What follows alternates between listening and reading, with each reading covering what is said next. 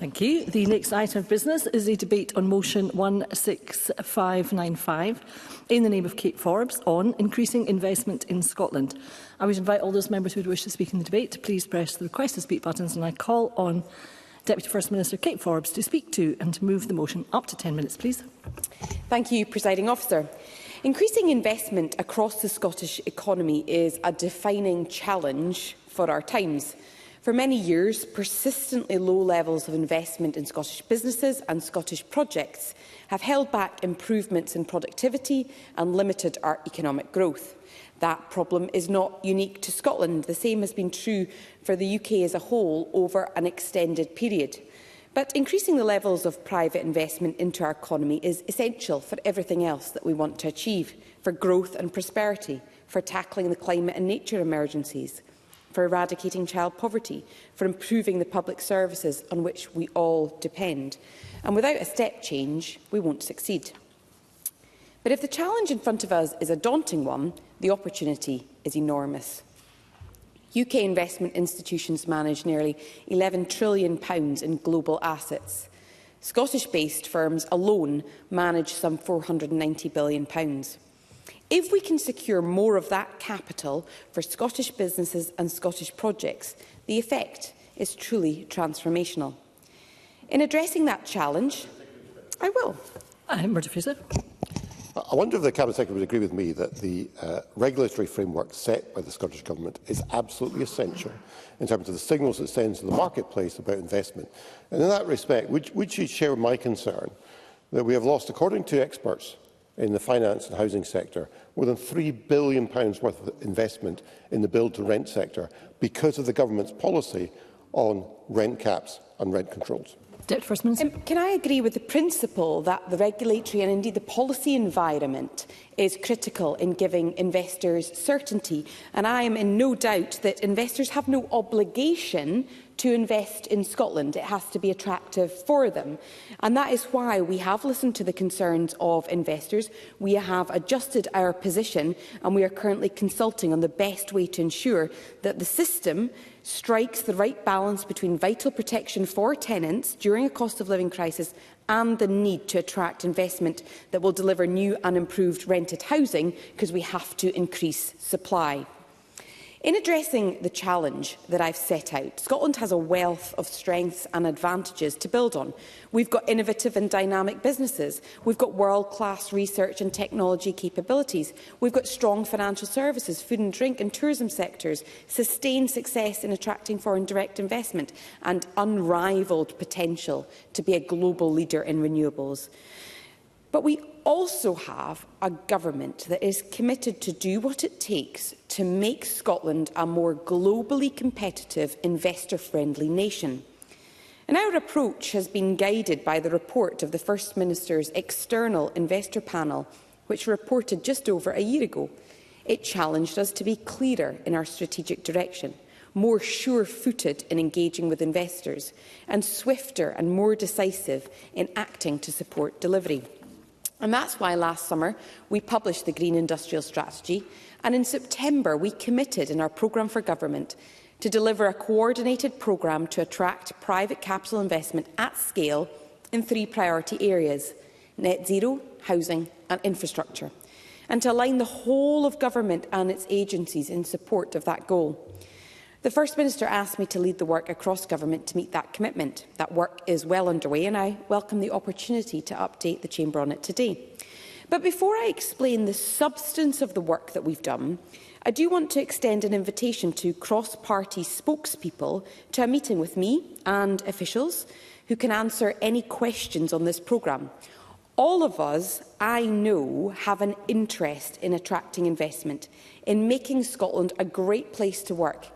And we all have the opportunity to amplify the positive message about Scotland. And I'd be happy to be in touch shortly after this debate to arrange that meeting. Our programme of work has 3 main strands. Firstly, creating a single national pipeline of strategic investment opportunities. 2, improving the approach to investor relations across the public sector.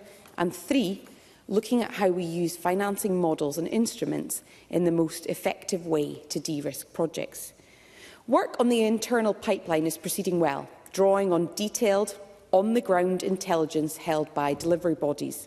When it's fully operational, it will give us a single source of truth on the most important opportunities, enable us to take a more targeted and a proactive approach to engaging with major investors, and help us to identify and tackle potential barriers and blockers to investment. Over the coming months, we'll be launching a new outward-facing investor portal as a single-shop window for current opportunities across the country. In parallel, we'll continue to roll out our strategic investment of up to £500 million to leverage additional private investment of £1.5 billion in the infrastructure and manufacturing facilities critical to growth in the offshore wind sector. Activity is gaining pace, following on from last year's landmark commitment by Sumitomo to build £350 million cable manufacturing facility at Nigg, and Haventus's groundbreaking £400 million plan to redevelop Ardissie Airport. I visited Ardissie Airport last week, and I have to say that it took my breath away. Seeing is believing, and I'm sure that Haventus could accommodate visits from colleagues across the chamber if they are interested, because nothing I can say today truly conveys the scale of the facility or what it can achieve for Scotland's supply chain. And I also have a particular delight that it's located in the Highlands. But the opportunities are indeed national. Last month, the Scottish National Investment Bank announced an investment of £20 million in subsea cable manufacturer XLCC, part of a wider transformation at Hunterston, and I hear some cries of delight from behind me. 2 weeks ago, Highlands and Islands Enterprise announced £5 million for the Scapa Deepwater Quay project, and just this morning the bank announced £6.7 million for subsea micropiles, alongside £2.5 million from Japanese investor Marubeni to develop technology that will unlock opportunities in floating offshore wind. Over the coming weeks, I expect that pace to pick up further still. The momentum is there, spurred on by this government's willingness to support investment and the clarity of our policy and our regulatory environment. At this point, I do want to emphasise the wider contribution of the bank.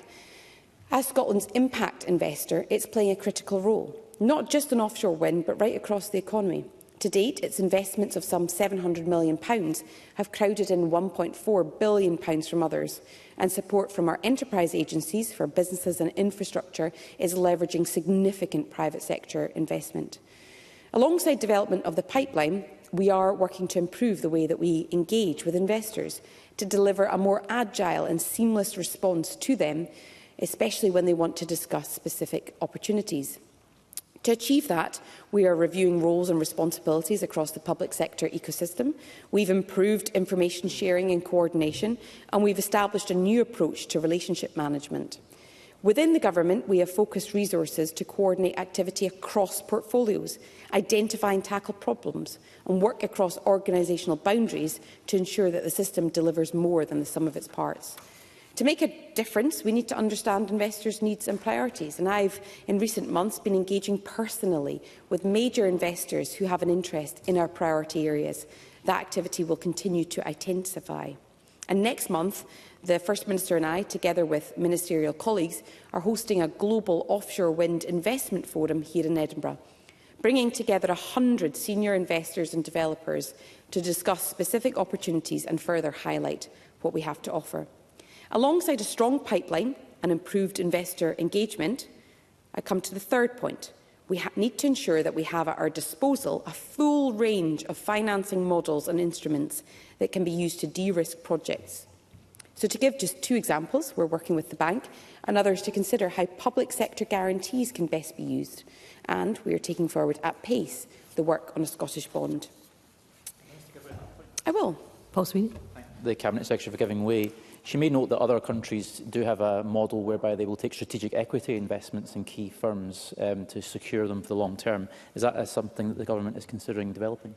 Deputy First Minister. We obviously look to our enterprise agencies and also to the bank in how, in the most appropriate way, to invest in high growth potential companies, and there is a range of options available to them.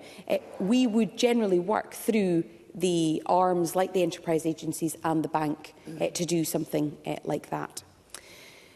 We I've outlined what we are trying to do, but it does require close and effective collaboration with the UK Government, especially on regulatory issues where many of the levers lie with the UK Government, and strong partnerships with bodies like the new National Wealth Fund, GB Energy and the Office for Investment.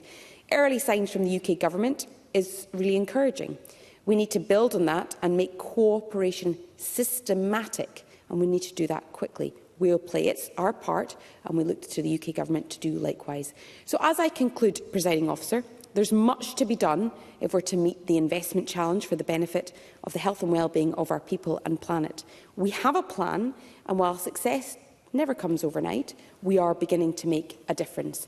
And I would welcome colleagues across the chamber to join with us, as I said, through us being able to answer any of your questions, but more than that, to amplify the opportunities facing Scotland and to attract the investment needed to make them a reality. I move the motion in my name. Thank you. Thank you, Deputy First Minister. I now call on Murdo Fraser to speak to and move Amendment 16595.2. Around 7 minutes, please. Well, thank you, Presiding Officer. Let me start by reminding members of my register of interests.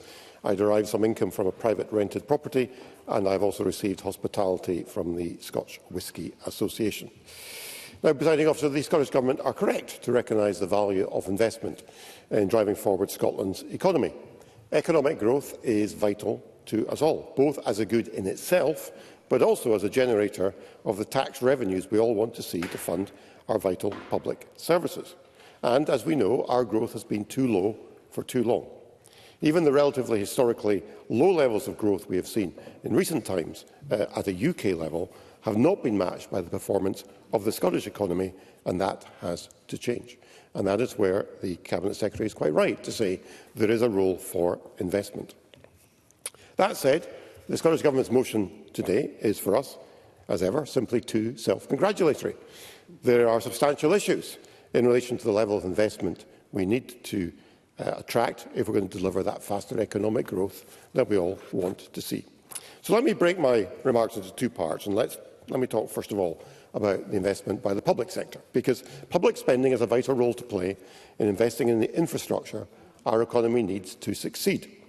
For too long, we've been waiting for the promises that have been made to deliver on the dualling of the A9, a project of vital importance to my constituents in Mid-Scotland and Fife, I'm sure to the Deputy First Minister's constituents and others across the Highlands, but also to the vital Scotch whisky industry, which relies on both the A9 and the A96, where dualling is on the back burner for the present time, to get their goods to market.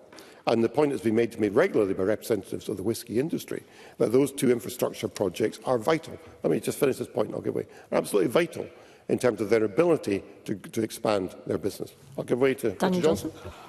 The member for giving way. I wonder if he might reflect that it's not just about getting goods to market, it's actually about integrating supply chains. So the whisky coming down the A9 will very often be bottled in the central belt. So therefore roads provide that vital link between rural and urban economies. And does he think that we need to refocus on road infrastructure in that way?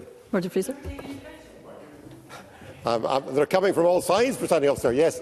Well, let me agree with Mr Johnson, and let's hear what Lorna Slater has to say, which might not be so agreeable. Lorna Slater. Well, I mean, we all want infrastructure so that we can move goods and people around the country, but there's no particular reason why these goods couldn't be moved by rail if our rail system was upgraded. Investing in roads this late in a climate emergency is not a sensible use of money. Murdo Fraser. Well, I'm afraid I simply disagree on that last point with Lorna Slater, but I do agree with her that where there's the capacity to move goods by rail, we should take that opportunity. And indeed, many companies, Tesco being one of them, who you often see their goods moving on rail, do use that facility. However, for a product like the Scotch whisky industry, produced in places not close to a railhead, that burdens them with substantial additional costs. So it's not a panacea, but I think the general point is fairly made. And while we're talking about rail, we still have a service that is substandard. And I've raised in this chamber so many times the service my constituents in Fife get on the connectivity in relation to Fife and Edinburgh. And that is holding back economic progress. And as we're talking about whisky, let me just mention ferries, because when the cross-party group on Scotch whisky visited Islay the summer before last, we heard the biggest break on the expansion of the whisky industry on that island, where we're already seeing substantial additional investment. We're seeing new distilleries being formed, but their biggest concern is the reliability of the ferry service, again something entirely in the Scottish Government's gift. Now, Presiding Officer, connectivity isn't just about transport. We were promised every address in Scotland would be connected to superfast broadband by 2021. Another promise that has been broken. Yes, on that point, if she can... If the... Deputy First Minister. Well, I'm just going to make a comment that the member talked about our motion being too self-congratulatory. He is anything but congratulatory to the strengths of the Scottish economy. But the points we make in our motion about an EY survey talking about Scotland outpacing the UK as a whole, and 3 Scottish cities ranked in the UK's top 10 locations for FDI outside London, even if he doesn't credit the government with that success, can he not at least recognise the success of the Scottish economy in attracting investment, or will his speech entirely downplay our potential? Murdo Fraser. Well, I'm pleased that the Deputy President raised the EY survey, because I read a very interesting quote from Ali Scott, who's the managing partner of EY Scotland, who said this, is direct quote: "We still hear frustrations from clients and the market that Scotland's tightening economic policies, including the latest income tax hikes, and issues around city and infrastructure quality are causes for concern." So I'm very happy to praise where there is good progress, Presiding Officer, but there are still issues. And just going back before I close the point on broadband, I have constituents who have told me they are now expecting it will be the end of the current decade before they get superfast broadband, nearly 10 years after it was promised, and that's holding back economic progress. But let me turn to private sector investment, because we are losing out on private sector investment that is going elsewhere. And I would commend to ministers, if they've not listened to it, the evidence we took yesterday in the Economy and Fair Work Committee, where Jane Wood of Homes of Scotland, amongst other witnesses, highlighted the key question that is being asked by investors: how easy is it to do business in Scotland? Because we are in the competition for capital with other parts of the UK and indeed other parts of the world, and unless we have a more business-friendly environment, we will continue to struggle to attract that level of investment. And to give just one example that was given to us by Homes for Scotland, the average decision time for a major housing application in Scotland today is 59.8 weeks. 59.8 weeks against a statutory timetable of 16 weeks. And if that sort of issue isn't tackled, we'll continue to see challenges in attracting investment. And in the housing sector more generally, I made this point in an intervention a moment ago. We've seen investment driven out of Scotland due to the moronic policies put forward by Patrick Harvey when he was the Minister for Tenants' Rights in the coalition previously. The rent freeze, the rent cap, and now the proposed rent controls in the housing bill have had a disastrous impact on inward investment to Scotland in the build-to-rent sector. And we know there's a housing emergency. The Scottish Government's accepted there's a housing emergency, but their choices have contributed to that situation, because according to experts in the world of finance and property, I need to make some progress. We have lost more than £3 billion of investment, which could have gone to providing homes for rent, that has gone elsewhere. £3 billion that could have helped solve the housing crisis, £3 billion that could have provided affordable places for people to live and could have provided jobs in the construction sector. And according to the Scottish Property Federation, it will take investment in rented property in the build-to-rent sector a decade to recover from the mistakes made by this government. And if they continue with their policy of rent controls, it won't recover.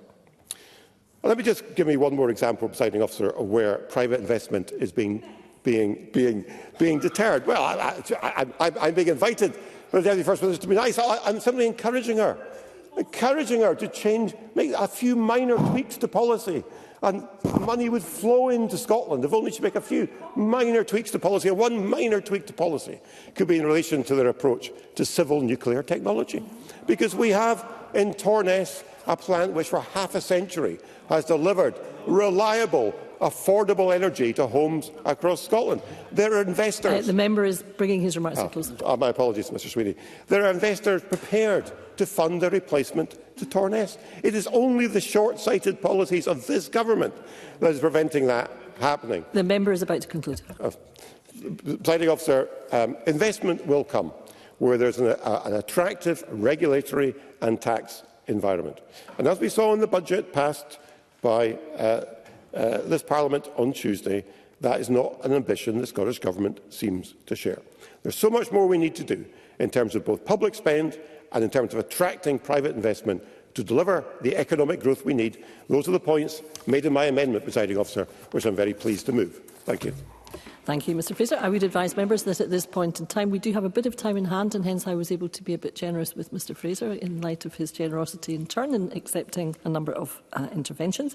I call on Daniel Johnson to speak to and to move Amendment 16595.1. Around 5 minutes. Thank you, Deputy Presiding Officer, and I move the amendment in my name. So this afternoon we've heard from the Government and their very positive, if overly positive view. We've heard the very negative view from Murdo Fraser. So once again, it falls to me to provide something of a third way. But look, I actually genuinely do welcome this debate from the Government. Let me accept the challenge from the Deputy First Minister. And I think the challenge is that we do all focus on actually what needs to be done to attract investment in this country, because I think she is absolutely correct in her analysis at the beginning, is that Scotland, along with the United Kingdom, suffers from low levels of investment. And whether you want to view it from a perspective of economic growth, or whether you want to view it from the perspective of how we deal or tackle the challenges of net zero demographics, we need investment in order to address those issues and ensure that we maintain prosperity for as many Scots as possible. Investment is the only way through that. I mean, let me also, I think, begin by welcoming and indeed accepting the Deputy First Minister's offer about cross-party talks. I would very much welcome those. I think that would be very constructive, because I think we do need to find points of consensus and provide that Team Scotland approach, because if we're serious about attracting international investment, yes, we need sort of simplicity and clarity, but we actually also do need to show something of a united front across the political spectrum. I do think that is very important. Indeed, let me just address the three themes that her investment approach is going to take that she laid out. Now, forgive me, because I only just heard them in her comments, but I agree with the pipeline. I think we do need focus on that. My one comment around that would be, having spoken to a number of investors, is not necessarily about identifying individual projects. When I speak to investors and investment firms, what they are seeking is clarity on the national objectives we have, and then clarity around the planning and regulatory framework that supports them. Government, I am not sure, should be in the business of identifying individual projects, although potentially in terms of large ones, yes. But actually, I think it's those other points about clarity of objectives and stable and clear and consistent policy across, not just within the economic policy domain, but across government policy is absolutely vital. But I think the other points, I think, are also clear. I think that the engagement point is absolutely correct, but I think we have to question whether we can provide that. We do have a cluttered landscape. I recognise that is not an easy challenge to fix. But when you talk to people globally, I think they look at Scotland's agencies and find it actually quite a complex array of different agencies and different places to speak to. And finally, I welcome her comments about investment models. I think when we look at investment, particularly in infrastructure in other parts of the world, particularly Northern Europe, I think in the Faroe Islands, such as the tunnels that have been constructed, that have been vital to not just supporting growth, but repopulation, I think there are interesting models there. And I think we need to look at those collectively, because, again, those are the sorts of things that do need a degree of political consensus, so that investors can see that they can have confidence to invest in them. So I very much appreciate the Deputy First Minister's comments. I think there's much to be built on.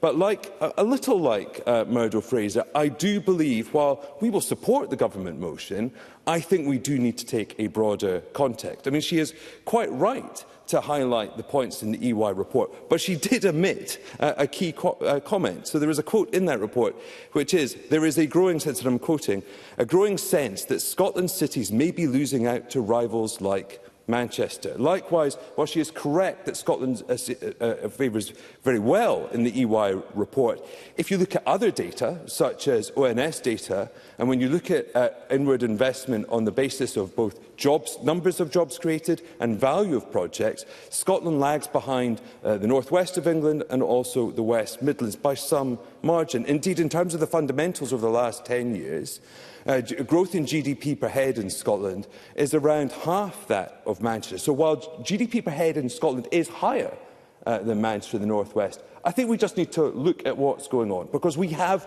I'll just go away in a moment, I think we have more levers here in Scotland, but the question is, are we using them as effectively as we can? Happy to go away at that point. Because I'm very interested in this point around cities attracting investment, and he makes the point around Manchester. We had an exchange at committee. Now, I imagine, without putting words in his mouth, he would suggest that it's been Manchester's leadership that has delivered the success and not necessarily the Conservative government in London that has. My point being that cities do have powers, and I wonder what he thinks it is that makes the difference between cities being able to buck the trend.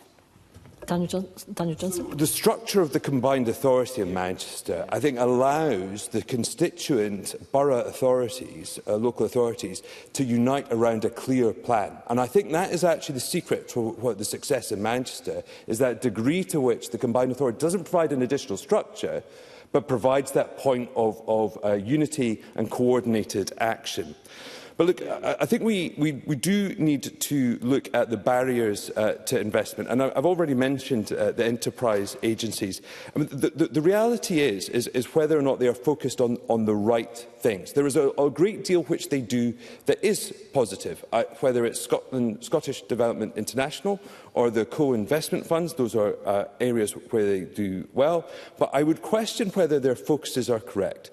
All too often, there are key areas that are important to the economy, such as tourism, where businesses in those sectors get turned away because they're not in the right sector. Likewise, I think we see there's a question of whether they are focused purely on initial investment or whether they could do as much to win repeat investment. So, for example, we have 25% of Pernod Ricard's globally invested capital in Scotland, but that's also as a result of repeat investment. Likewise, I've heard from financial services firms who have invested here despite the lack of help from Scottish enterprise rather than because of it. So I fear I may need to be closing. I think there are points around skills. I actually think the points the Conservatives make around infrastructure and connections, I would also agree with their point that we need to remove the build to rent from those rent restrictions. But can I just very finally take this opportunity? In the budget debate the other day, I misquoted a number. Kenny Gibson challenged me, and he was absolutely correct to do so, and I have corrected the record on that point. And I just thought I would take that opportunity to do that in the chamber. Thank you. Thank you, Mr Johnson. I now call on Lawrence Slater to open on behalf of the Scottish Green Party. Up to around 4 minutes, please.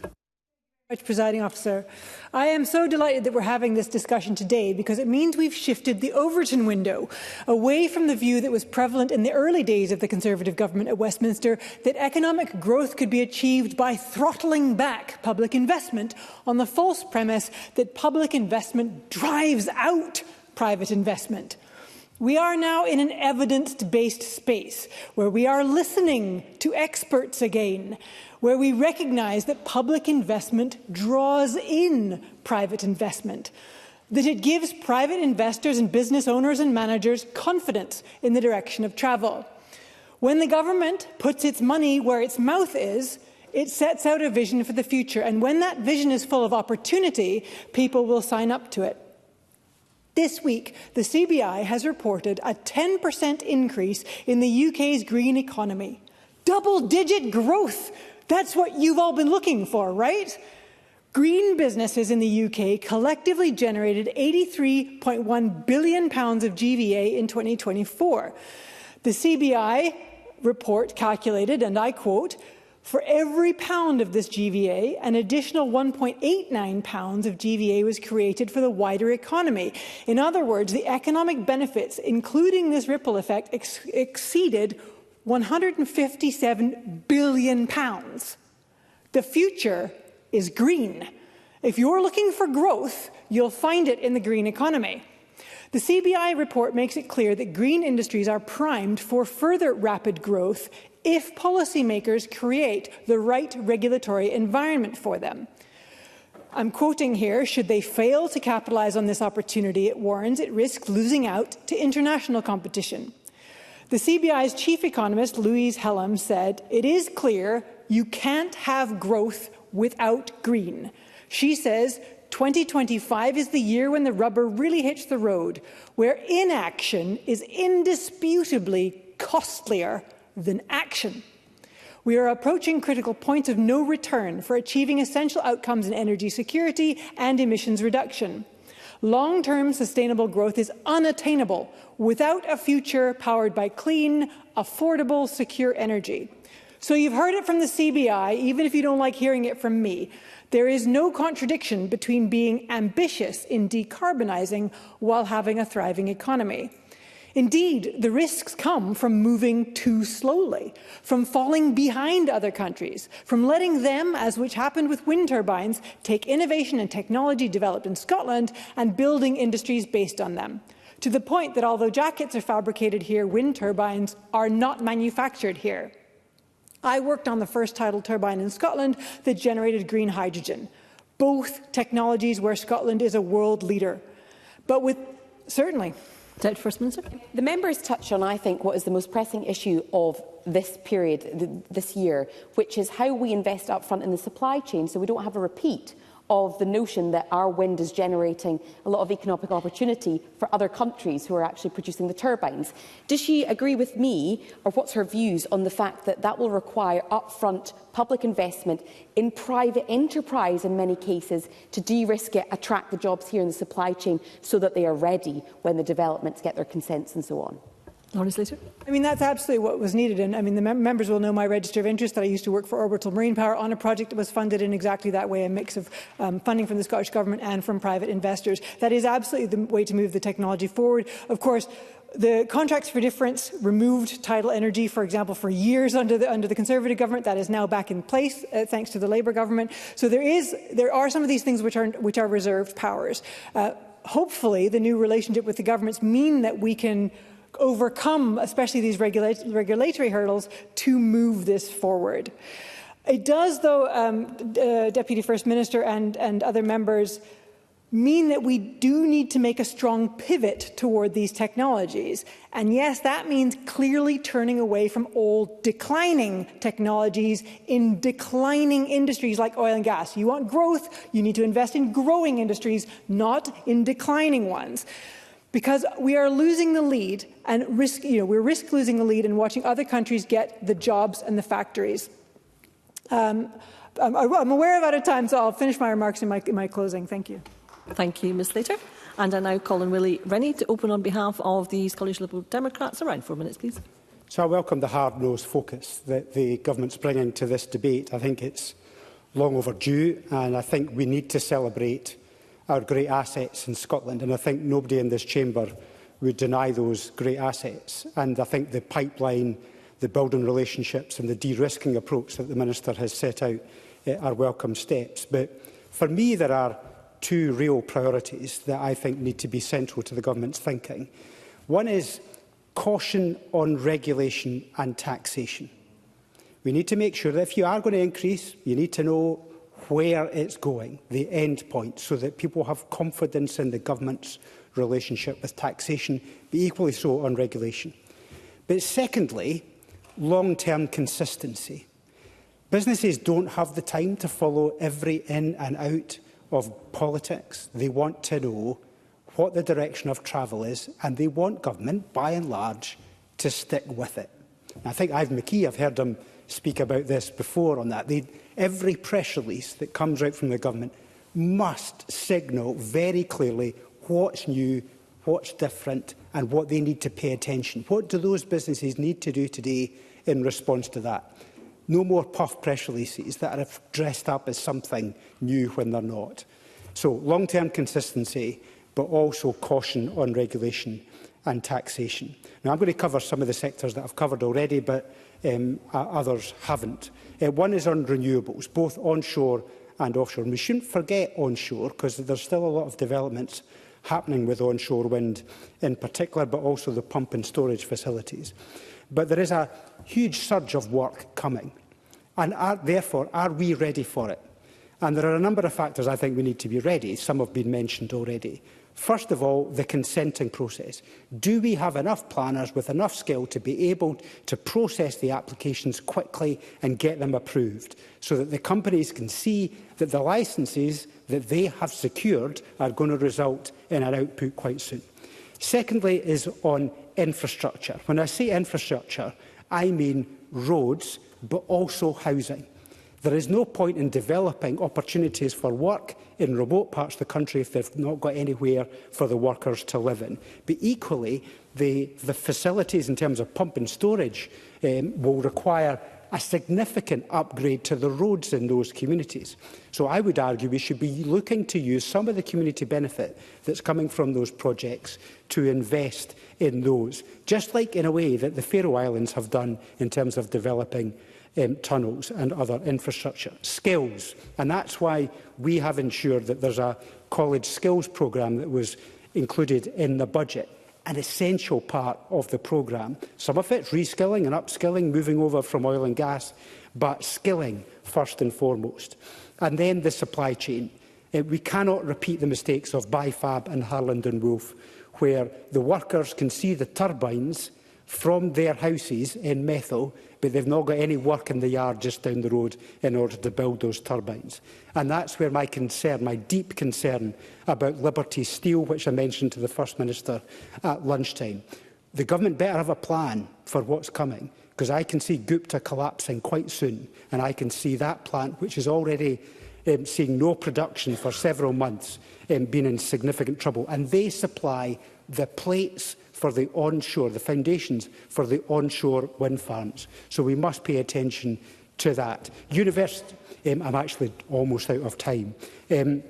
Universities, I have deep concern about the investment in universities. They are a centre of innovation, but we've got a decline in the funding arrangements for those institutions, which is having a direct impact on our research performance, which used to be one of the best in the UK, but is sliding, and they're important for spin-outs, for licensing, but also for making sure there's an ecosystem of businesses around those institutions. And on that point, I'll conclude. Thank you. Thank you, Mr Rennie. We now move to the open debate. Speeches of around 4 minutes. I call Jackie Dunbar to be followed by Sue Webber. Thank you, Presiding Officer. The UK economy is not delivering for the average Scot. We have a situation whereby the costs of basics, food, energy, housing have gone up much more than inflation, and wages are not really keeping up. The problem has reached breaking point with the cost of living crisis, but it's been a long time in the making. I think a large part of this is down to how the UK has run our economy. They have overseen deindustrialisation. They have handed key industries to the private sector. They've isolated us with Brexit, closing off markets and locking out skilled workers. And they've allowed a situation to arise where we now talk in this chamber about in-work poverty. The UK economy doesn't work for our workers. The North East is one of the few exceptions to that deindustrialisation, and it has served everyone well because of it. Oil crash aside, it has supported jobs and has underpinned our local economy in Aberdeen. On a UK level, it has provided energy security, and North Sea revenues have propped up governments of every shade. Perhaps if the vast wealth from Scotland's oil had been reinvested in Scotland, we'd be having a very different debate right now. But we need to deal with what's in front of us. Whether oil runs out or it's phased out, we're moving into a new chapter in Aberdeen's story. The just transition and the global move to net zero offers a golden opportunity for the North East and for Scotland as a whole. But we need to get the investment to make that work. The Scottish Government has already stepped up to the plate with a £500 million Just Transition Fund, with another £500 million to develop the offshore wind supply chain, and with a range of other investments such as £100 million in digital infrastructure, £200 million to fund the Scottish National Investment Bank, and with £320 million for enterprise agencies. This Scottish Government is putting money where it is needed to support existing industries and to nurture new ones. The UK Government would do well to step up to the plate and at least match the Just Transition Fund. Beyond direct investment, I also think our Scottish Government are doing a great job of marketing Scotland. Except that might not seem like a hard job at times, as we do have an awful lot to offer. But that work is bringing in investment and creating jobs. When it comes to inward investment, Scotland is outperforming every part of the UK except from London. When it comes to foreign direct investment, Scotland outpaced both the UK and Europe with FDI growth last year. Aberdeen was the 8th best city outside London for FDI, with Edinburgh and Glasgow also in the top 10. And since 2007, when the SNP came to power, GDP per person in Scotland has grown by 10.5%, compared to just 6.5% for the UK.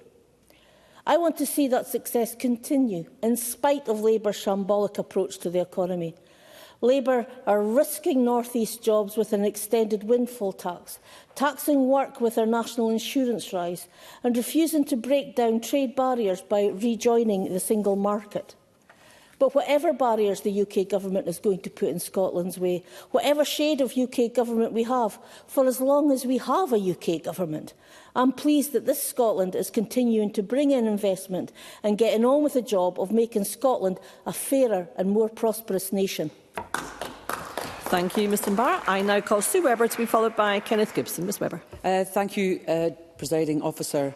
The Scottish Conservatives will always support increased investment in Scotland and believe it can be enhanced through our common sense plans to drive economic growth and to cut taxes for workers and businesses. However, the SNP's high-tax, low-income budget continues their 17 years of failure. Failures that are endless, ranging from a failing economy, a decline in education standards, an NHS in permanent crisis, to the highest drug deaths rates in Europe. Investment is key to Scotland's future, but businesses are about to be hammered by the UK Labour Government's national insurance hike and hindered by the SNP's high-tax, low-growth agenda. The budget this week should have cut taxes for hard-working Scots and businesses. Instead, the SNP proposals will stifle the economic growth vital to the future of public services in Scotland. And Labour's crippling national insurance jobs tax, we needed a budget based on common sense and sound finances after that. Investment is linked to the availability of skilled labour. Yet the SNP have made Scotland's income tax rates the highest in the UK, limiting industry access to skilled workers and undermining investment and economic growth. Economic growth should be front and centre of the policy agenda, and tone matters when investors are looking at where to put their capital. But there is a risk of that clear message being undermined by a lack of policy alignment across other areas of government. Rent caps are indeed a good example. The damage done to the build-to-rent housing sector by the Scottish Government rent cap schemes is severe. £3.2 billion of private rented sector investment has been halted since rent control measures were put in place. And furthermore, rents in Scotland have increased faster than anywhere else in the UK as a result. And here in Edinburgh, we constantly get concerned constituents writing about that very fact and the crippling impact it has on them. Transport is key to tackling inequalities across our country. Good transport links connect communities to schools, colleges, GPs, hospitals, dentists, shops, leisure facilities and people's jobs. Whether it's ferries, trains, roads, potholes or public transport, it's clear the SNP are failing to deliver on the key services vital not only for the people of Scotland but for the economy. Public sector investment in infrastructure is essential as it facilitates the movements of goods and people, enabling businesses to operate efficiently, access wider markets and contribute to overall economic growth by increasing productivity, attracting investment and creating jobs. So the need for investment in our roads has been glaringly obvious for years, with the improvement of roads like the A9, 96 and A77 and A75 are all essential for a sustainable economic growth, as well as the protection of the communities on these routes. And that's why the delays and uncertainty around the projects to dual the A9 from Perth to Inverness and the Scottish Government's temporising on dualling the A96 are alarming and anti-growth. Rural communities who depend on the A96 deserve better. We were promised that this lifeline road would be dualled all the way to Inverness. Apologies, Michelle, I only get 4 minutes. We're into Inverness by 2025. Yet here we are in February 25, and that promise has been repeatedly broken. More locally, we have to also think about the A9, the backbone in Scotland, and the failure to fully dual this key road has tragically resulted in far too many serious injuries and deaths. More local, simple improvements to rail infrastructure would bring obvious economic benefits, like building the train station at Winchborough to put a booming town of over 3,400 new homes on the main Edinburgh to Glasgow line, and build the short Amman Cord link to turn the Edinburgh Gateway station from a white elephant into a hub for the new West Town as busy as Haymarket. As usual, the Scottish Conservatives are the party of common sense, which was clear from our budget proposals to cut taxes for workers and businesses. We believe every penny of taxpayers' money must be spent carefully to address the real concerns and needs of the people up and down Scotland. Thank you, Presiding Officer. Thank you, Ms Webber. I now call Kenneth Gibson to be followed by Faisal Chowdhury. Mr Gibson. Thank you, Presiding Officer. In 2023, the Fraser-Valdin Institute said, and I quote, "Scotland's economic future depends not just on its ability to attract investment, but on the strategic vision to shape its own destiny. Fortune doesn't just favour the bold, it backs ambitious and prudent planning." I trust this debate will spark discussion on ways we can enhance our investment potential. Currently, Scotland stands at a crossroads. There's no shying away from the long-standing impact Brexit and the 2008 crash has had on investment, as laid bare by the Institute for Government. Yet Scotland is not, and has never been, content to sit quietly in the back row of progress. In renewables, Scotland is 60% of UK offshore wind capacity, a success attributable not only to location but forward-thinking policies and investments aimed at achieving net zero emissions by 2045. The Seagreen offshore wind farm alone is poised to become one of the world's largest, with a staggering 1.1 gigawatt capacity. And renewables are merely the tip of the iceberg.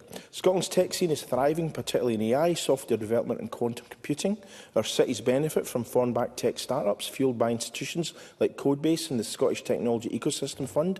In financial services, global heavyweights such as JP Morgan and Barclays are expanding their operations, drawn by Scotland's exceptional talent pool and investor-friendly landscape. These successes are worth celebrating, but Scotland's ambitions shouldn't stop here. The potential for economic growth is far greater, and now is the time to push even further. We must forge better ties with Brazil, India, China and South Africa, which collectively account for almost 30% of global GDP and may drive the next wave of economic expansion. Deepening Scotland's engagement will open the door to fresh investment and consolidate our place in the fast-evolving global economy. India's booming tech sector could dovetail with Scotland's strengths in fintech, data analytics and software development. Brazil and South Africa, with their rich natural resources, present fertile ground for Scotland's expertise in offshore wind, hydrogen and carbon capture technologies. Another key opportunity for Scotland lies in our proven ability to nurture unicorn start-ups, such as Edinburgh-born giants like Skyscanner and FanDuel, serving as prime examples. By placing greater emphasis on incentivising high-growth companies to scale globally while remaining rooted in Scotland, we can strengthen our position as a leading hub for innovation and entrepreneurship.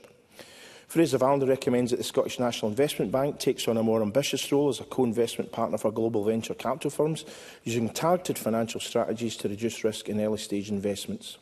Meanwhile, Scotland's international offices, often a target of criticism from Tory politicians who failed to grasp the value of soft power and economic diplomacy, must be scaled up to improve Scotland's global footprint. Offices in Mumbai, Sao Paulo and Singapore, as recommended in the 2023 Scottish Government International Trade Report, would improve our presence in emerging markets and provide launchpads for investor engagement, business summits and partnerships. Scotland has a huge opportunity to draw inspiration from other global economic powerhouses like Singapore and Ireland, both of which have expertly levered cutting-edge infrastructure and government-backed innovation to create more dynamic, investment-friendly environments. For example, Singapore's precisely designed innovation districts and Ireland's aggressive R&D strategies have catalysed waves of investment and technological breakthroughs. By significantly scaling up our R&D funding, strengthening university-industry collaborations and expanding targeted support for high-growth start-ups in key sectors such as AI, fintech and green tech, Scotland could follow suit. On Wednesday, 12th of March, I'll host a reception with over 200 guests from Scotland's critical technology supercluster, photonics, quantum and semiconductor technologies, to highlight its vital role in enabling our industries of the future, including net zero, health, security and space. Members will hear of ambitions to grow this sector from £4.2 to £10 billion a year by 2035, generating 17,000 highly skilled jobs for Scotland. I urge all colleagues to attend. Presiding Officer, Scotland has a strong track record of attracting investment and driving innovation. We must strengthen ties with global economic leaders, expand international trade and support high-growth industries. Reaching our full potential demands bold, forward-thinking policies and the economic freedom to shape our own future. By embracing ambition and seizing new opportunities, Scotland can build a more prosperous, competitive and resilient economy, one that benefits businesses, communities and future generations alike. Thank you, and I would also like to thank Daniel Johnson for his fair-mindedness earlier this afternoon. Thank you, Mr Gibson. I now call Faisal Chowdhury to be followed by Marie McNair. Mr Chowdhury. Thank you, Deputy Presiding Officer. Many of the strategic challenges we face, reaching net zero, tackling poverty and funding our public services, depend on driving investment for growth. And in our globalised economy, where competition for investment is fiercer than ever, we must ensure Scotland remains an attractive prospect for business. I, of course, welcome Edinburgh being named as one of the top cities to invest in outside of London. We have great strengths in finance, technology and life sciences. In a report on FDI attractiveness from law firm Wright Johnson Mackenzie and Irwin Mitchell, Edinburgh's infrastructure and public transport was named as a key factor in attracting investment. That includes Edinburgh Airport, which has undergone massive expansion in recent years, and a publicly owned tram network, which has just had a record year in terms of passenger numbers. If we want to drive investment into our economy, there has to be investment in infrastructure. We also have strengths in our tourism and cultural sector. Edinburgh Festival season attracts more people each year than the World Cup does every 4. And while these areas are key to our economy and support hundreds of thousands of jobs, they need to be more integrated into our economic strategy to attract investment. Collaboration between the private and public sector can play a huge role in that. And we can learn a lot from Greater Manchester. They have the Media City Creative Cluster and have recently developed 6 growth locations to attract billions in business investment. A creative cluster which meets the needs of our creative industry in Scotland could be transformational in bringing a private sector investment to an area of the economy which is often defined by government support. Increasing growth in film and TV broadcasting sector, broadcasting Scotland worldwide, and further developing Brand Scotland. We should also not discount Manchester's combined authority system, which allows for a long-term regional strategy, and their great mayor in Andy Burnham, who can represent the city on the biggest stages.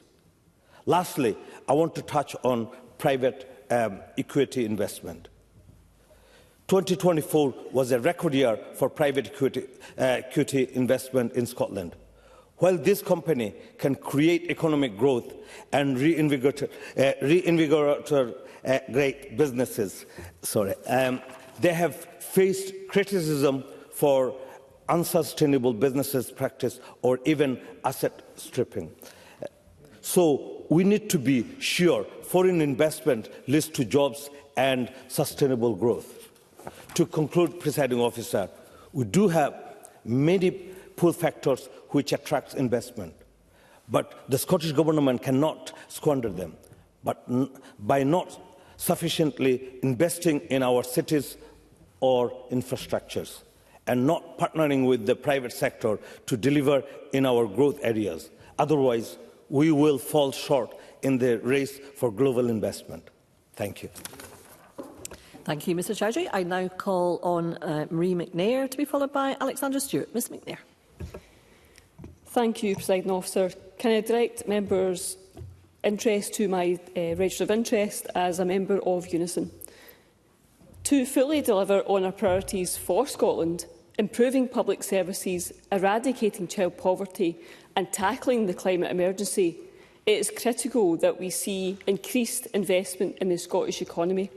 In the short time available, I am going to cover how two budget commitments are good for our economy. The Scottish Government budget includes significant investment to support the economy. We know that when poverty thrives, the economy suffers, and that is why we have made over £1 billion in Scottish child payments since it was launched in 2021. And unlike the Labour and Tory parties, we know also that the two-child policy needs to go too. Not only is investing in social security the morally right thing to do, but by investing in our people, we are investing in our economy. Tackling poverty and growing the economy go hand in hand. Presiding Officer, in our moves towards reaching net zero, we provided opportunities across our economy, which is vital for our future. In the Scottish Government's budget, we are committing around £4.9 billion in capital and resource for activities that will have a positive impact on delivery of our climate change. This will see capital funding of £150 million to continue to anchor our offshore wind supply chain, which is part of a 5-year commitment to invest to over £500 million in the sector. This investment by our Scottish Government is expected to leverage £1.5 billion in private sector investment and support thousands of jobs. It is also welcome that over £168 million will be invested to maximise the power of our land and forests to help tackle climate change and protect nature. This spending allows us to protect and restore our natural environment, all while supporting Scotland's rural economy and creating economic opportunities and green jobs. These two examples of public investment in our country through social security and net zero spending are not just the right thing to do, they also drive investment in Scotland and help our economy. As a constituency MSP, I engage positively with businesses throughout Clydebank and Milngavie. They know that a workforce that has decent and fair conditions are the most productive. I welcome this SNP Government support for the measures to promote a work environment that values the workforce and our trade union movement. Unfortunately, Labour has mixed messages on this issue. They talk a good game in this Parliament, but the mask slips when they are in power. I see that locally with the Labour-led Western Bartonshire Council. Just this month, the excellent and well-informed newspaper, the Clydebank Post, reported, and I quote, Presiding Officer, Western Bartonshire Council pause threat to fire and rehire workers over holidays. The article quotes the GMB as saying, "We would like to thank you for your support in helping us to get the process paused, and we will continue to fight until the threat of fire and rehire is completely removed." Understandably, the GMB say that it beggars belief that a council would behave like this. I totally agree. Therefore, Labour can't be trusted with workers' rights, and more broadly, they can't be trusted with our economy. This Chancellor has jumped deep into the Tory austerity playbook. So despite all we do, our economic growth will continue to be hampered by their decisions and their Brexit policy. Slow growth, job losses and rising prices are a direct result of Labour policies, such as the national insurance tax increase and the decision to stay out of the EU single market. Scotland can flourish, as we have so much to offer, but we need to be able to make our own decisions in areas like immigration policy and in rejoining the EU as an independent country. It is clearer now than ever that only with the independence will our economy and public services truly thrive. Thank you, Presiding Officer. Thank you, Ms McNair. I now call Alexandra Stewart to be followed by Michelle Thompson. Mr Stewart. Thank you, Presiding Officer. I am pleased to be able to contribute to this afternoon's debate, and I will be supporting the amendment in the name of Murdo Fraser. The motion to today's debate speaks about the importance of increasing investment in Scotland's economy. It speaks about the investment is vitally important to improve public services, support a thriving economy and to create jobs. These are all worthy points, no doubt, Presiding Officer, but the Scottish public should be surprised to find these at the beginning of a motion tabled by the high-tax, anti-business SNP government. Because while the Scottish Government wants to shout about the importance of investment in Scotland, it is hard to believe that they really mean it, Presiding Officer. The Government talks about investment in housing, but we already have heard and seen that their own rent cap policy harmed investment to the tune of £3 billion in that sector, and their new housing bill is going to make many of the same mistakes. The Government also talks about investment in net zero, and while they are willing to invest in alternative energy sources such as offshore wind, the Government has turned its back on nuclear energy, a decision which will cost Scotland billions in long-term investment. In reality, the SNP's insistence on ignoring nuclear power will not only cost Scotland's investment opportunities, it will make net zero harder to achieve and much more expensive to do also. The Scottish Government is also right to talk about the importance of technology in the financial services, yet the SNP Government's own policies which undermine their sector in Scotland is being seen already. There have been sectors such as fintech. While the sector has enjoyed impressive growth in recent years, we now see warnings that policies such as higher income tax are making it difficult for the sector to see sustained growth. Scottish Fiscal Enterprise talked about its members are finding it harder and harder to attract and retain senior workers. The SFE survey talked to 40 different organisations employing over 50,000 in the financial sector. The survey found that 66% of respondents knew of examples where Scotland's business tax environment was harming and having a negative impact on business decisions. At the same time, leading headhunting companies have reported difficulties in attracting top talent to Scotland, particularly since the introduction of the advanced rate and income tax. The SFE's Chief Executive, Sandy Begbie, talked about the highlight that if we cut taxes at least to the same rate that the rest of the UK, it could lead to greater investment and greater certainty in the Scottish economy. And all these benches, and this benches, talk about, and we want to see in recent years, that we don't need this high tax because that doesn't support business and doesn't support the economy. If the Scottish Government is serious about increasing investment in public services, I hope it will be willing to listen to the proposals that are being made. Presiding Officer, Scotland has the potential to lead the United Kingdom in so many different sectors, if only the SNP Government were willing to unlock the potentials that we have. This Government make and talk about Scotland as a leading destination for investment. It is time they followed through with actions that backed up much of that rhetoric. This means introducing common sense policies which will attract investment and sending a message that Scotland is somewhere which truly values the importance of success and the importance of talent, because that success and talent will lead to economic growth, and that will lead to investment, that will lead to prosperity. What we want to see, but this SNP Government do little about that, Presiding Officer, and I support the amendment in Murdo Fraser's name. Thank you, Mr Stewart. And I will call the last speaker in the open debate, Michelle Thompson. Around 4 minutes, please. I hope to be able to cheer us up a little, to be honest. I'm frankly delighted with the Scottish Government's motion. Firstly, its recognition, indeed its celebration of the importance of investment, the recognition of the value of using government to leverage in private finance, and of course the priorities I completely agree with. Increased investment is vital for growth and productivity. But by itself, it's not enough. It has to be in a policy setting that encourages entrepreneurship and innovation, for it is these that create new products, services and businesses, leading to increased productivity. Investments won't deliver as much as they could if they're accompanied by disincentives such as a rise in employers' national insurance, which acts against growth and productivity. And can I just add my voice today to the concerns being expressed that the UK Labour Government are not now able to confirm the previous funding commitment of £8.3 billion for GB Energy. And I do hope this isn't going to be another broken UK Labour Government promise. It's vital to increase confidence amongst the business community, and it's disappointing that the Economy and Fair Work Committee heard further evidence yesterday of how the UK Labour's tax rise is suppressing it.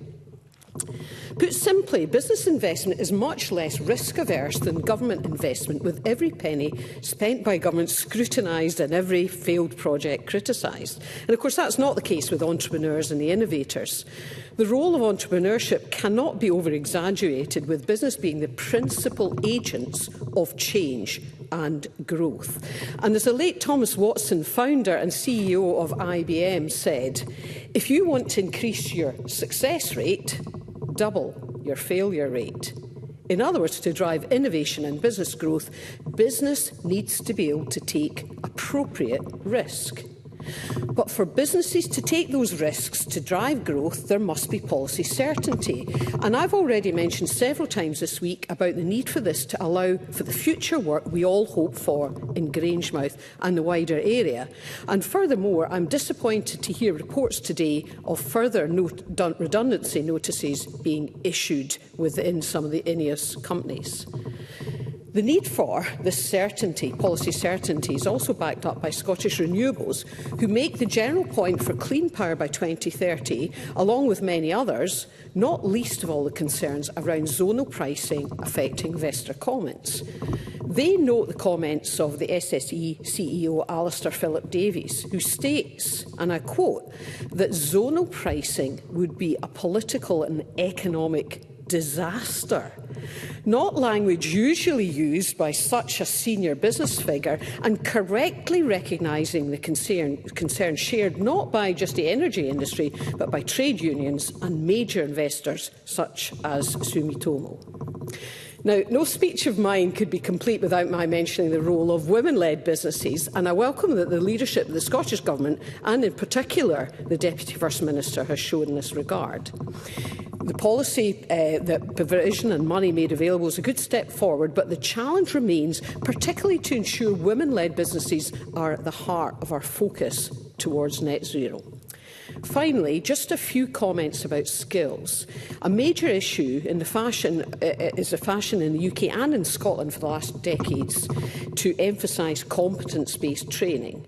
And this has downplayed the importance of knowledge, but it is knowledge that is the key for new thinking and innovation.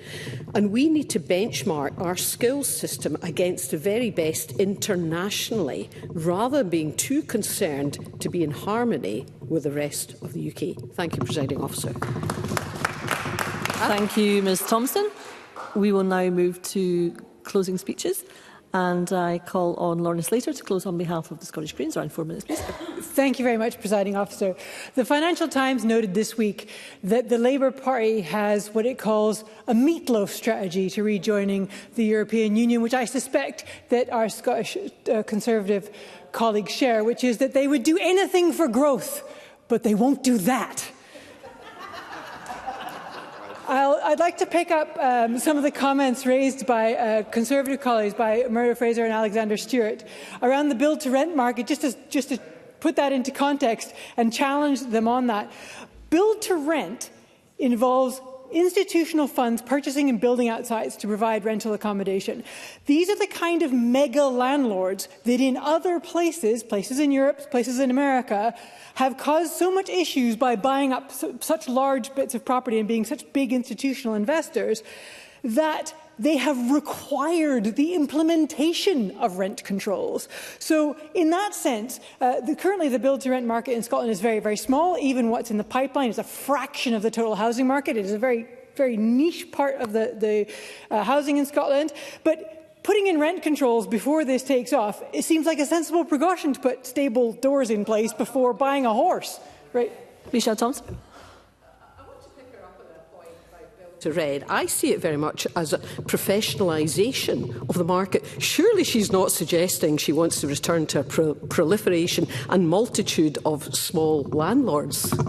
I would say the priority is for social rented housing, which is still a larger market in Scotland than the private rented housing.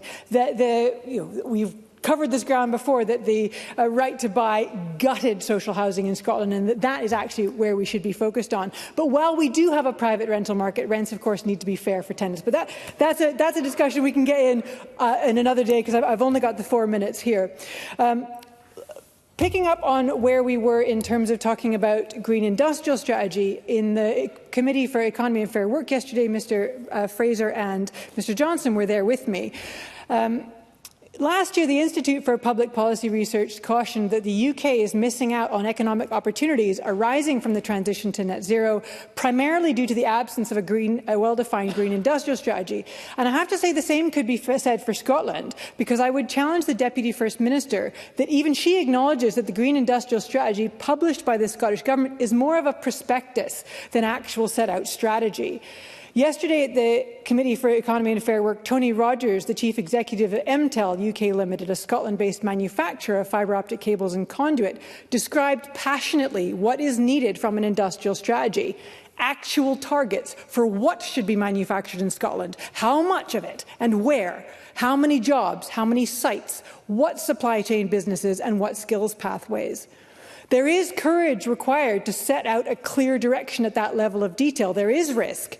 But without one, Scotland is at risk of not having a direction at all, of investors not knowing when oil and gas will be phased out, what size we want the wind industry to be, and how much of our energy should come from tidal heat networks, and how much of what is needed to build those things should be manufactured here. Among the ways that the Scottish Government could provide clarity would be to bring in an ambitious heat and buildings bill before the end of this Parliament that would give businesses who work in heat networks, heat pumps, home and building insulation, heat storage batteries the confidence to invest and expand. And finally, Presiding Officer, like Marie McNair, I would like to highlight the importance of investment in ecosystem services, including nature restoration at a landscape scale. It is vital to the resilience of food production, the tourism economy and protecting the transport network from extreme weather, and is of particular importance to rural communities where it must be targeted toward creating employment opportunities and aiding in local climate resilience, such as resistance to flooding and water shortages. Nature restoration is the other side of the coin from emissions reductions. It is the only mechanism for carbon capture and storage that has been actually proven to work at scale, and it needs to play a key role in Scotland's journey to net zero. Thank you, Ms Slater. And I call on Paul Sweeney. Thank you, Presiding Officer. And it's certainly been a very interesting debate. It takes me back to my days at university when I had the privilege to be taught by Dr Duncan Ross, a noted member of the Scottish National Party in economic history, and thinking back about the long-term challenges that the Scottish economy has faced over a century. The fundamental characterisation of the Scottish economy over the last century is probably underinvestment being a chronic issue. And indeed it remains one that's a chronic issue in our country. I think back to an essay I wrote on the Tuthel Report of 1961, commissioned by the Scottish Council for Development Industry, run by John Tuthel, Managing Director at the time of Ferranti.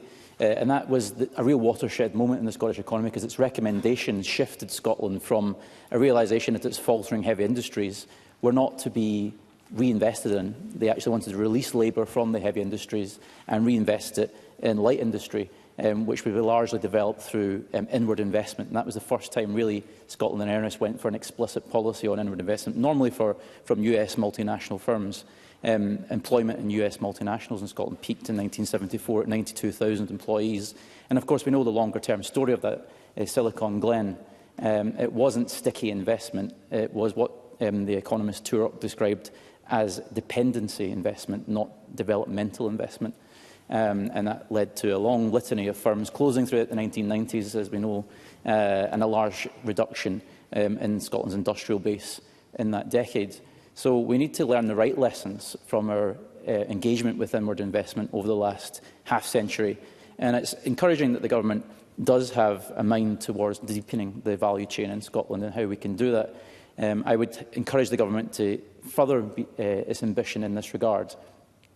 Some investments that the Government have made in recent years have often been characterised by reacting to crisis rather than being proactive in nature.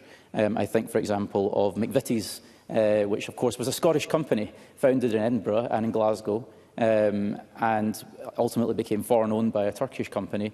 And then they decided a couple of years ago to withdraw the last remnant of the Scottish company from the country it was founded in, at the cost of nearly 500 jobs in a poor part of Glasgow.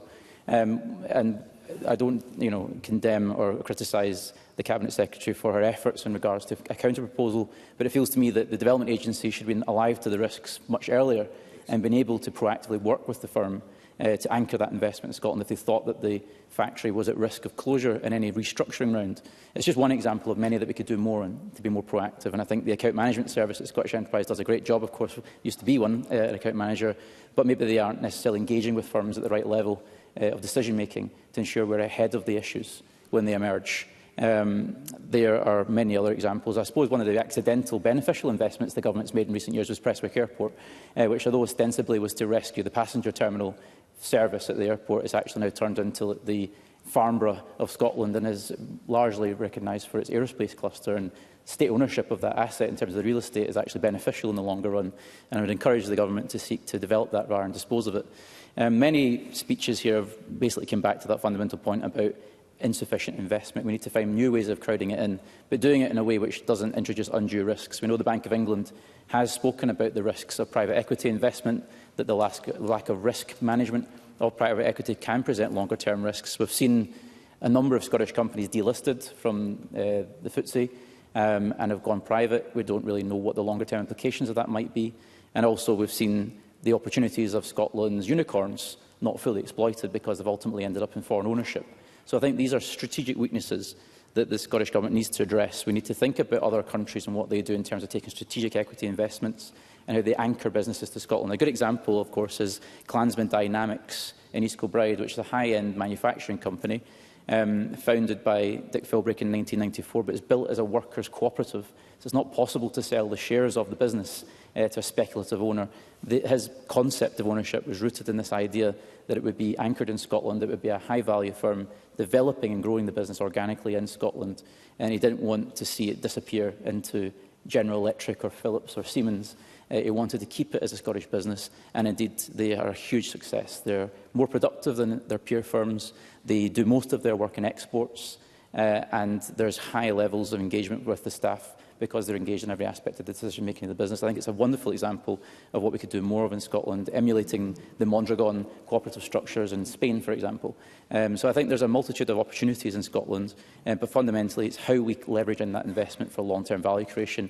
I would encourage the government to look more broadly at other models and looking at pockets of excellence where that can be achieved. I would hate to see us repeat the same mistakes of half a century ago, where we over-relied on fluid capital investments from other countries, which weren't fully anchored in this country. And we do still have weaknesses in that regard. There are some major firms in Scotland that aren't fully anchored in the country, may well be at risk of removal in any round of asset restructuring in these businesses. So I think we need to look at how we're doing that more effectively, and we don't see ourselves having to react again to other corporate closures and then find ourselves ultimately losing out. Thank you. Thank you. Thank you, Mr Sweeney. I now call on Pam Gosel. Thank you, Presiding Officer. I should start by reminding members of my register of interest regarding property. I am pleased to be closing this debate on behalf of the Scottish Conservatives. The Cabinet Secretary, along with members from the SNP benches, have claimed throughout today's debate that Scotland is open for business and investment. However, as already extensively stated by my Scottish Conservative colleagues, Scotland, under the SNP, is indeed not open for business. Even though Scotland is the second to London for foreign direct investment in the UK and is the home of emerging sectors such as renewables, technology and life sciences, Scottish industry remains concerned that the SNP government's anti-business policies, along with the higher income tax rates, will deter investment. My colleague Alexander Stewart mentioned the SFA Chief Exec Sandy Begbie, highlighting that cutting taxes to at least the same rates as the rest of the UK could lead to greater investment and a larger tax base.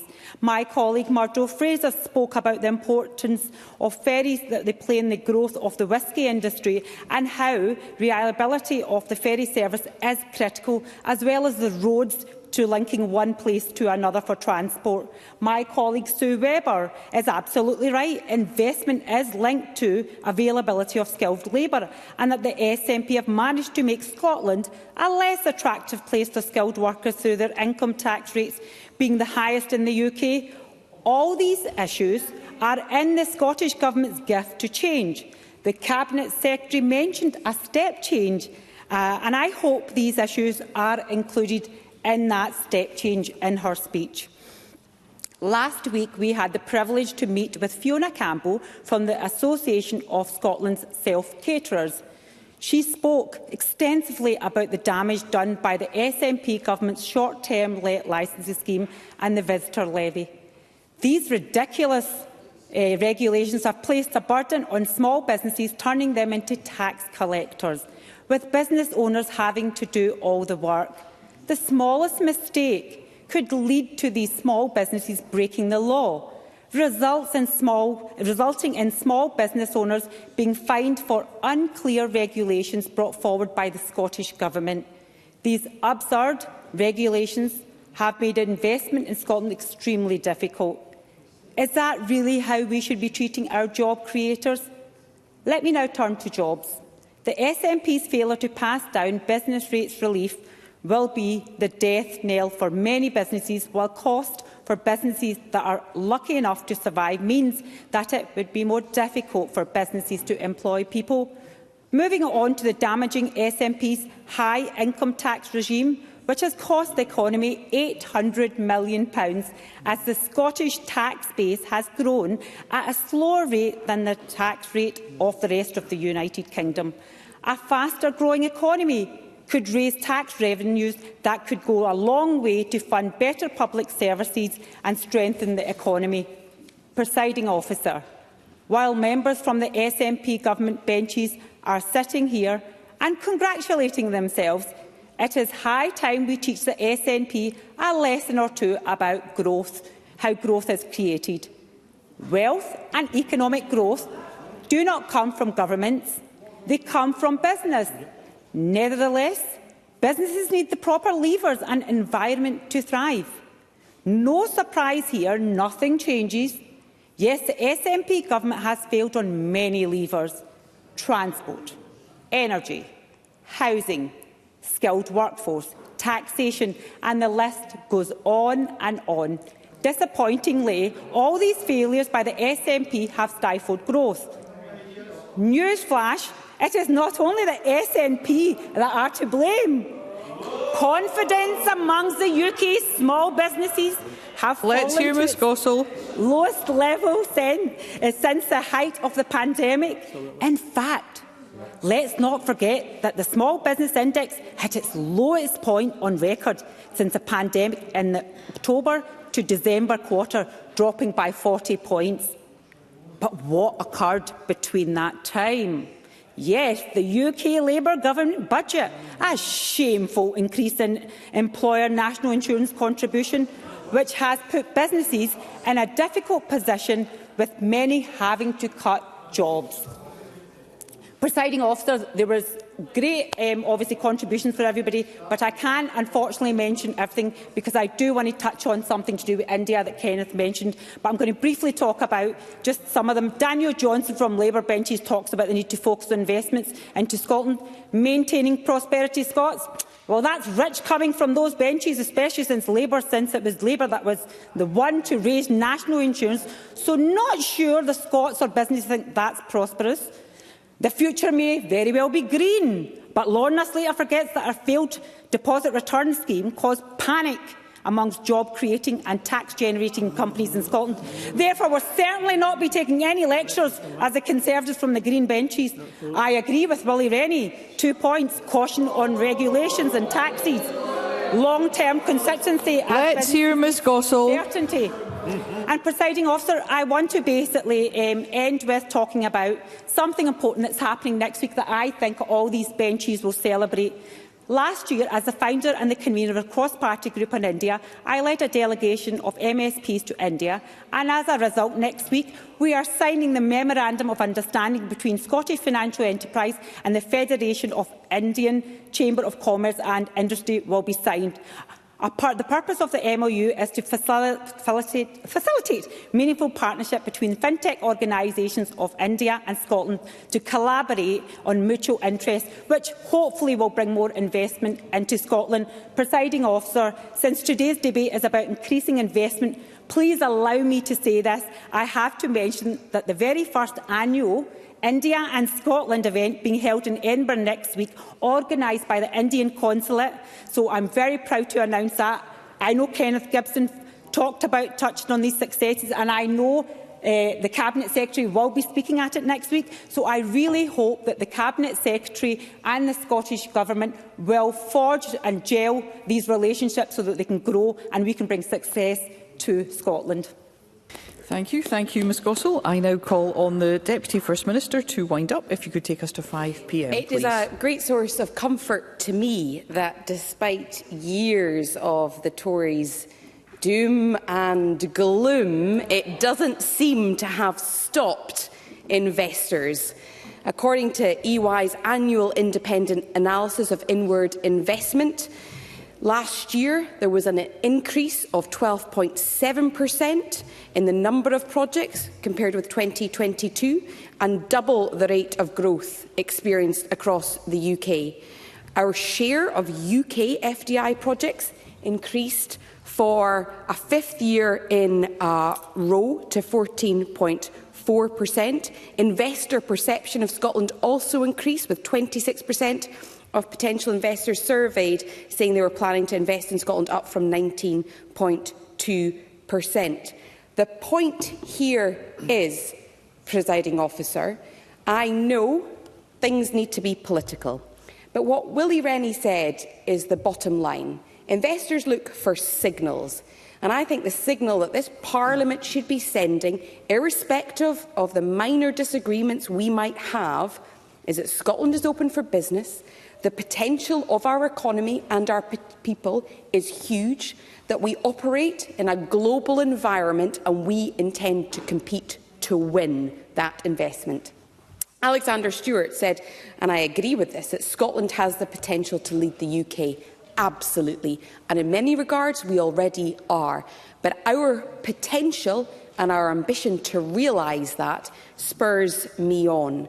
Because I am treating this challenge and opportunity with the practical approach of recognising that we have a strategy to get there. I take on board Lorna Slater's point about the need for that strategy to be as granular as possible, and that is work that we're actively engaged in right now. But ultimately, with the potential that we know is there, with the strategy to get there, we need to build the building blocks and ensure that we take people with us. And the invitation to everybody else is to get involved with that work. I wanted to touch on a little bit of extra things that people mentioned. Murdo Fraser talked about the need for a supportive environment. The investment will come when there's a positive environment. That is true. We didn't hear huge amounts of positivity, but I do agree with that line. And that is true. There's 3 points there. One is around regulation. And I recognise the need to work on a pan-government basis, not just within the economy team. And that's what we're doing. We've established a cabinet subgroup, bringing together all the cabinet secretaries on the economy, looking at what is happening in each part of government that affects the economy, which is helpful to have those open conversations. Secondly, Daniel Johnson asked a question about consenting. Over the last few weeks, we have massively increased the number of workers in the consenting unit, the size of the consenting unit. Gillian Martin will keep me right, but I want to say we've doubled it in order to reduce the amount of time it takes. Planning. Murdo Fraser talked about planning, and I do want to distinguish between planning and consenting, which is important. I think the figure he quoted is very distorted. By about, I think it's 40 planning applications that do distort the figures, and the average is much, much lower. Daniel Johnson. Very much. Well, first of all, I thank the Deputy First Minister for giving way. I welcome what she's saying. And I think the cross-government point is a really very important one. The other one which came up in the Economy Committee and keeps coming up is also the international comparison, i.e. if it takes 3 to 5 years for a wind project to go through in Norway, we can't afford for it to take 10 to 15 years in this country. Would you accept that point? Then we need to be mindful of the international comparisons. So, Deputy First Minister. We accept these points. So what developers tell me is they are juggling a number of different key milestones. One of them is planning, one of them is CFD, one of them is usually grid connections. There are other elements in terms of investment decisions and so on. So our commitment is to try and provide maximum certainty on the things we can control. So on the consenting point, as I've said, we've outlined that, and our target is 50 weeks in terms of getting applications through. You will appreciate just how complex they are. These are huge projects, but to try and provide that certainty. But jumping around my notes, which I've now ditched, the other fundamental point that we face is even in getting those developments through is the big question that Lorna Slater posed, which is how do you ensure that that great wind or renewables potential is creating the jobs here? And that requires us, you see the issue that they are facing, which is that the supply chain needs to know they'll have customers. And so the investment choices they make are waiting on the investment of the developers. But by the time the developers decide to invest, they're looking for the supply chain having already been established, ready to deliver. And so it's a bit of a chicken and egg. Deputy First Minister, if I may, I'm aware of colleagues who are coming into the chamber just now. Be grateful as a matter of courtesy if any conversations could be curtailed.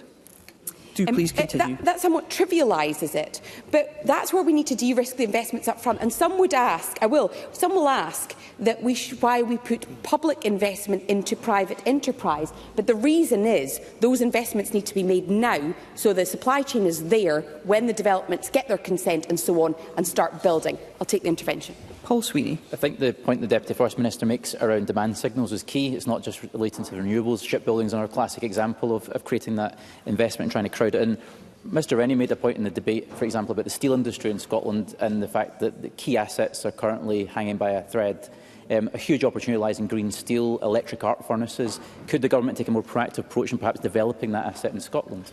Yes is the bottom line in terms of wanting to support all the opportunities that come from supporting manufacturing and the supply chain, particularly in terms of renewables or, as he mentioned, in terms of shipbuilding.